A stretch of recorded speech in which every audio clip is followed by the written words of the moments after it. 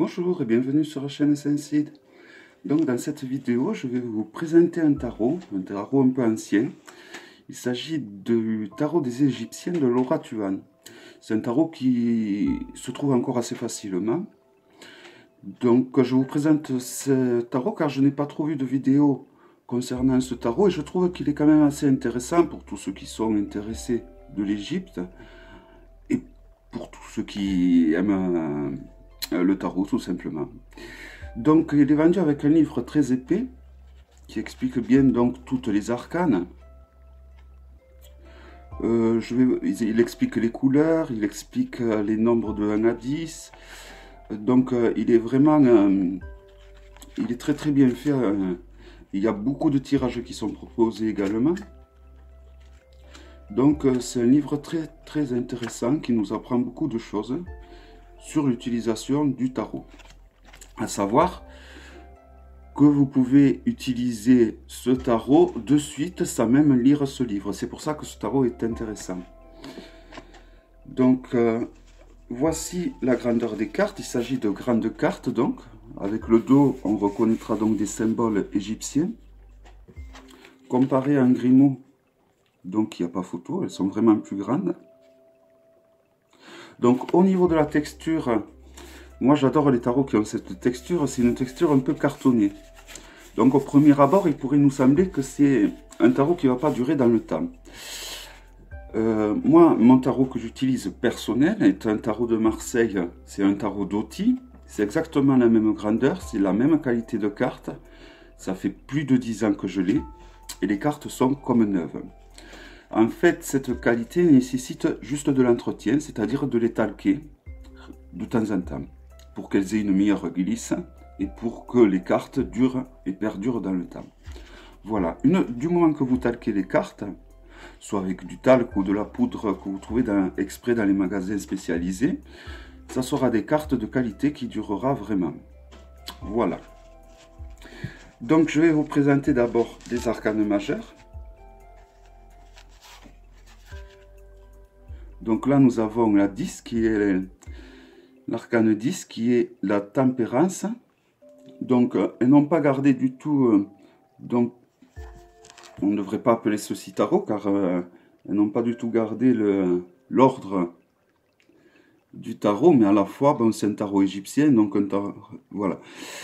L'avantage, c'est que vous voyez, il y a des mots-clés, positifs et négatifs. Donc pour ceux qui tirent envers endroit, là vous avez les mots-clés négatifs. Et pour ceux qui tirent que à l'endroit, comme moi c'est le cas, vous avez les mots-clés positifs en haut et les mots-clés négatifs en bas. Voilà, donc l'avantage qu'il y ait ces mots-clés sur les arcanes, c'est que vous pouvez utiliser le tarot de suite. Si vous avez déjà un peu de connaissances au niveau de la tarologie et au niveau de l'Égypte, vous pouvez vraiment exploiter ce tarot de suite, mais alors vraiment l'exploiter, excusez-moi, vous pouvez l'exploiter pleinement. Donc en 2, nous avons l'arcane de la lumière.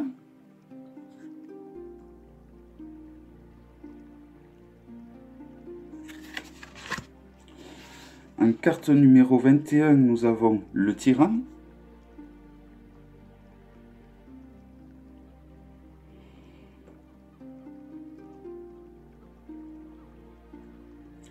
Donc les dessins sont simples. Il y a les symboles astrologiques planétaires sur les coins, ce qui peut être utile donc pour la datation par exemple.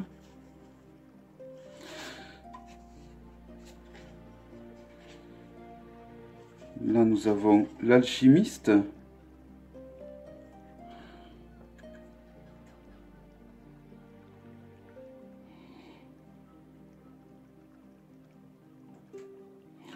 Je vous montre les mots-clés.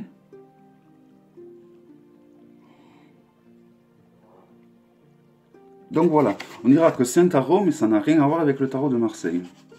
Donc en carte 19, nous avons l'écroulement.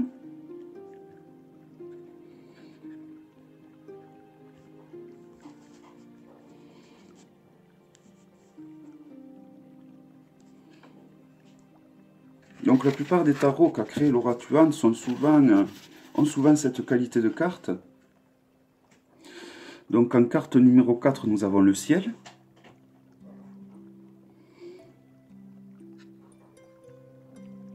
Donc elle a fait le tarot de Marseille, donc qu'on trouve de moins en moins et qu'on le trouve donc à des prix incroyables, qui est une reproduction d'un vieux tarot italien d'Otti, qui est donc celui-là que j'utilise personnellement lors de mes consultations. Elle a fait également le tarot des Mayas, le tarot des druides, il me semble, et également le tarot des anges gardiens, et également le tarot des rêves. Voilà. Donc en carte numéro 10, nous avons... Non, en carte numéro 16, nous avons le jugement.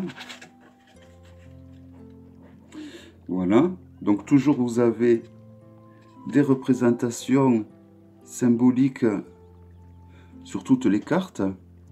Là on voit donc la pesée du cœur quand l'âme meurt et va dans l'autre monde. Donc la carte numéro 5, je ne vous l'avais pas dit, mais il s'agissait du monde. Voilà.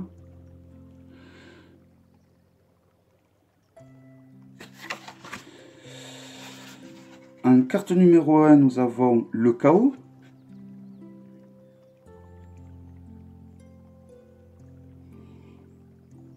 Donc voilà, il faut que vous sachiez, ce tarot, ça fait quand même bien 7 ans que je l'ai. Et je l'ai souvent utilisé. Et vous voyez les cartes, vraiment, elles sont en état irréprochable. Et le tarot de Marseille, je vous l'ai déjà montré lors d'une de mes premières vidéos. Donc en carte 20, nous avons la roue. Et vraiment comme neuf, quoi. Mais voilà, c'est des tarots que j'ai régulièrement talqués, surtout celui-là de Marseille. Enfin, le d'Outil, on va dire. Nous avons la prudence en carte numéro 12. C'est des cartes volantes, décidément.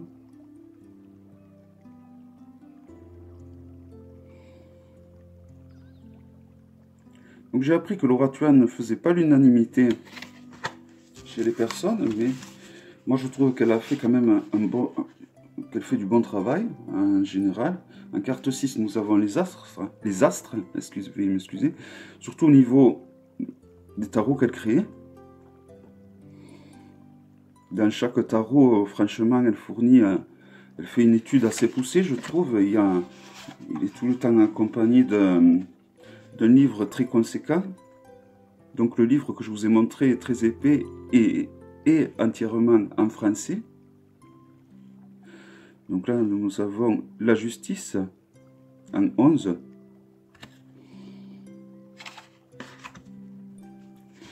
Le divin en 15.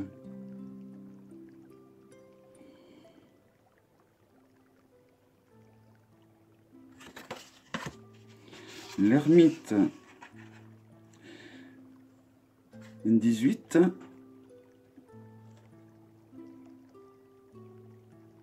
Donc vous voyez là, les codes du tarot sont complètement bouleversés, mais voilà, c'est un tarot, on va dire, qui s'est réapproprié un petit peu ses codes à lui. En carte numéro 7, nous avons les oiseaux et les poissons.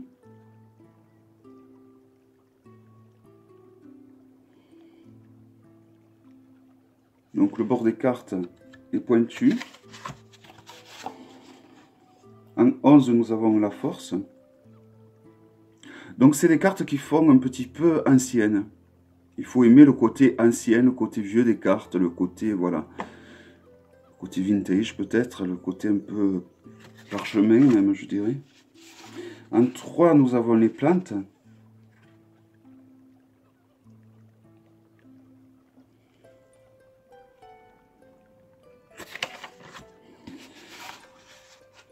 En 8, nous avons le repos.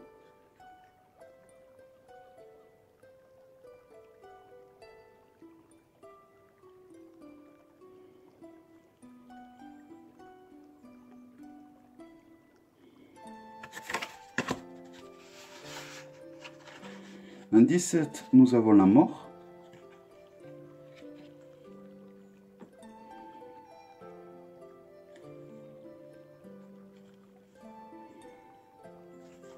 Donc au toucher, c'est des cartes comme vous pouvez l'entendre au niveau du bruit. En 14, le démon, qui est vraiment agréable et elle procure une sensation, voilà, de vieilles cartes.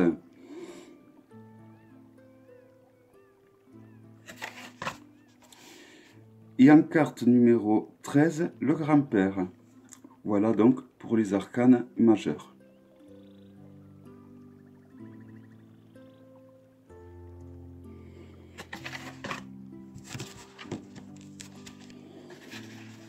Donc au niveau des arcanes mineurs, on va retrouver là les épées. Donc là nous avons le 5 d'épée. Donc toujours les mots-clés, positifs et négatifs. Le 2 d'épée.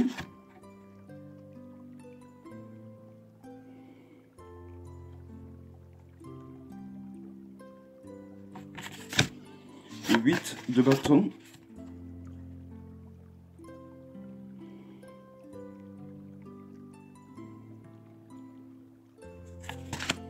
Le 6 d'épée.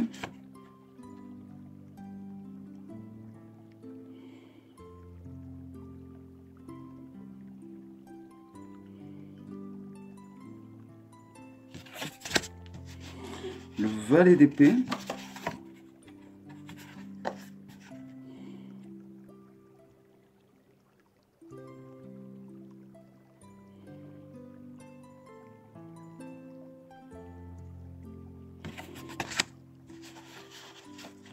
Le cavalier d'épée.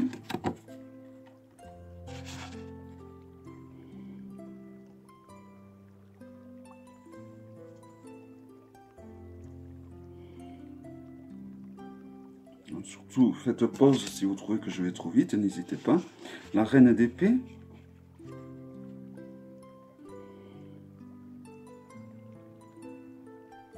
Donc vous remarquerez que tout à fait en haut, ici, il y a le chiffre arabe.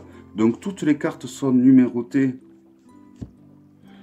de 1 à 78. Le valet de denier. Donc je pense que ça peut être intéressant pour ceux qui mélangent mineur et majeur. Donc moi j'utilise les mineurs et les majeurs, mais je ne les mélange pas. Je recouvre les majeurs en général de mineurs, voire de plusieurs mineurs. Donc le 9 de bâton.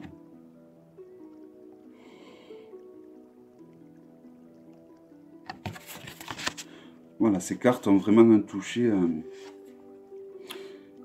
fabuleux. Le roi d'épée.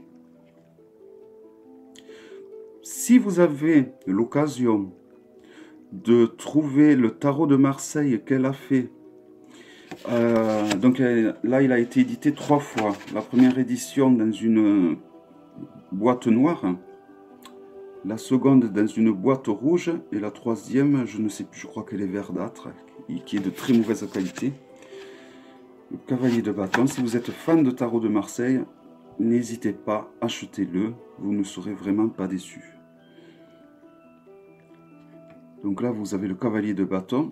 Vous pouvez aller voir la vidéo que j'ai fait sur le tarot de Doti, de Laura Tuan, où je vous présente donc ce tarot. Et vraiment, pour tous ceux qui sont fans de tarot de Marseille, excusez-moi, de cette de bâton, ceux qui sont fans de tarot de Marseille, particulièrement de vieux tarots, de tarot italien par exemple, vous pouvez vraiment vous foncer sur ce tarot parce que vraiment, en plus, si vous faites ce que je vous ai dit au niveau de l'entretien, que vous le talquez régulièrement, vous en ferez très longtemps. Donc là, nous avons le 5 de coupe, hein. Excusez-moi, je vais tenir à l'envers.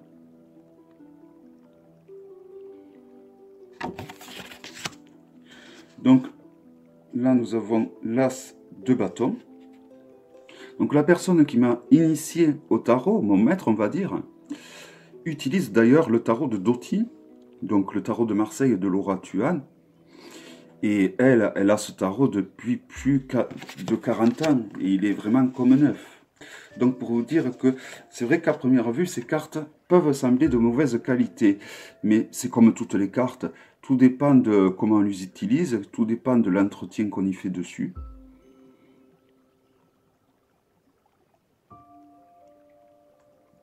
Donc, il s'agissait du roi de denier. L'as d'épée.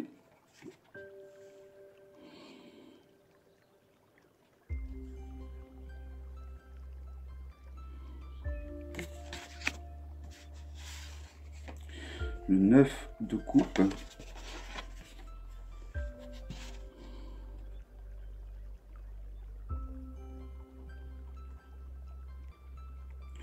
Donc voilà, ça c'est un tarot, comme je vous ai dit, qui m'arrive d'utiliser quand même assez régulièrement. Et voilà, là, en vous le montrant, ça me donne la sensation de le découvrir. Et j'aime beaucoup ces tarots qui ont ce truc qui qu'on a beau utiliser souvent, et que chaque fois qu'on utilise, on a l'impression qu'ils nous apprennent quelque chose de nouveau. Et je trouve que c'est bien qu'un tarot nous fasse ça. Il n'y a pas beaucoup de tarots qui font ceci, hormis le tarot de Marseille, bien évidemment. Après, ce que je vous dis, c'est ce qui me concerne moi-même. Ce n'est pas la vérité absolue. C'est comme ça que ça marche à mon niveau, sur mon cas. Voilà, il y a d'autres personnes où ça sera l'extrême, l'inverse total, quoi. Mais voilà, je trouve que les tarots qu'on utilise souvent et qui, chaque fois qu'on les utilise, nous font découvrir de nouvelles sensations, de nouvelles interprétations, comme si on découvrait les dessins pour une première fois. Je trouve que c'est des tarots très intéressants et qu'il ne faut pas négliger. Et c'est avec lesquels, justement, où on peut faire un bon bout de chemin et où ils vont nous enseigner pas mal de choses. Le cavalier de coupe.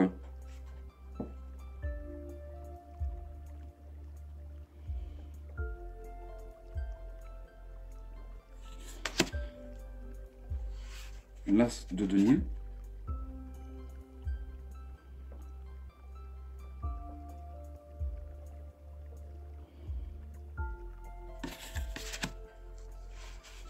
Le 3 de denier.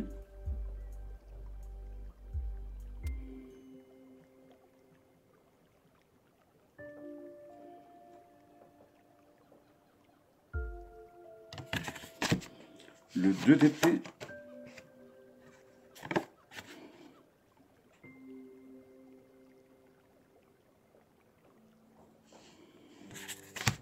Le 3 d'épée.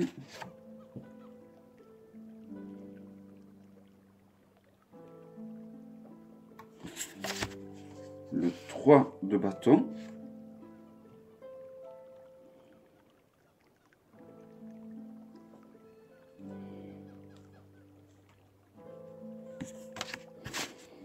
Le 7 de coupe.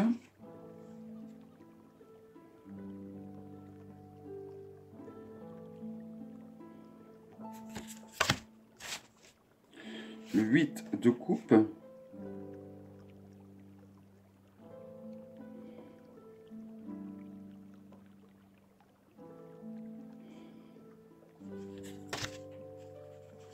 Le 8 de denier.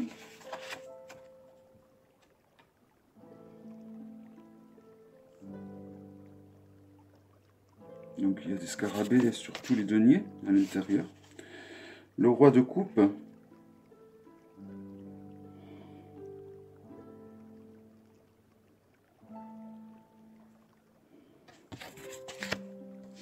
Le 6 de denier.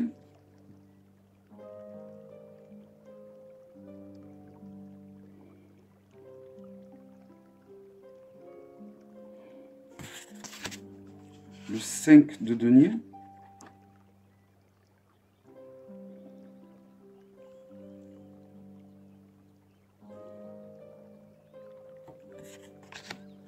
Le 10 de bâton.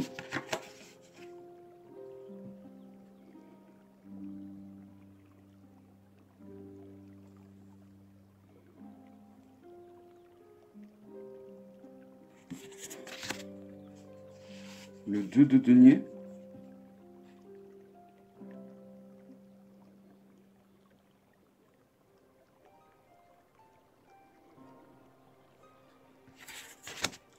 Le 4 d'épée.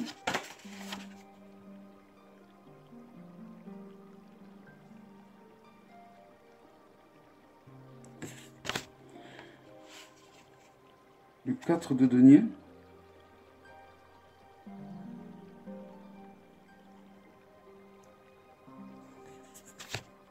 Le 7 d'épée.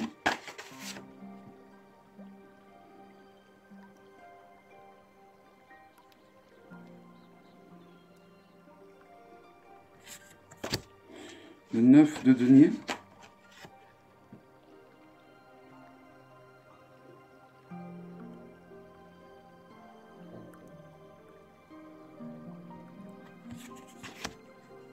Le 10 de denier.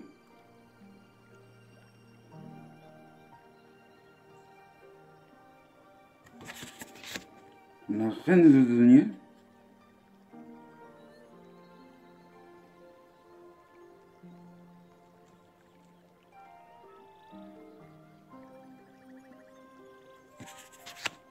Le cavalier de denier.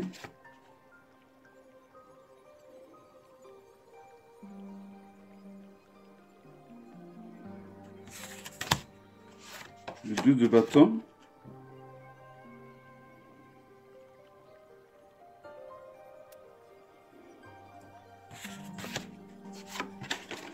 L'as de coupe. Très joli as de coupe.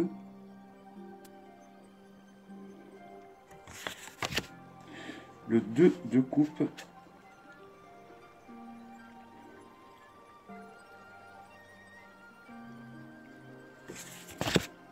Le valet de bâton.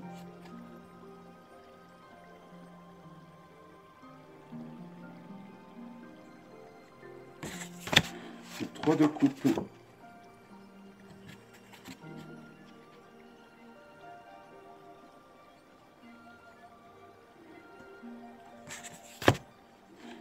La reine de bâton.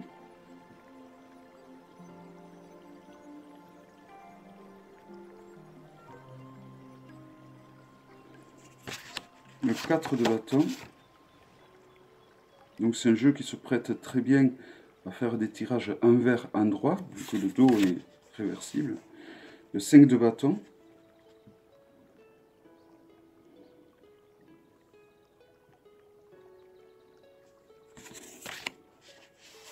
Le 4 de coupe.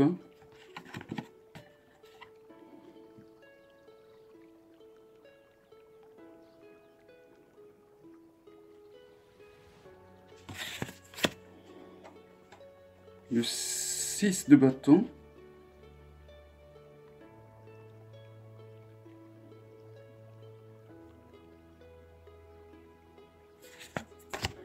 La reine de coupe.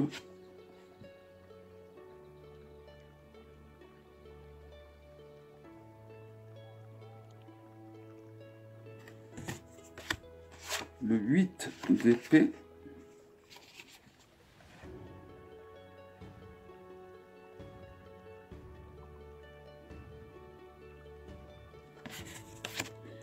Et le 9 d'épée.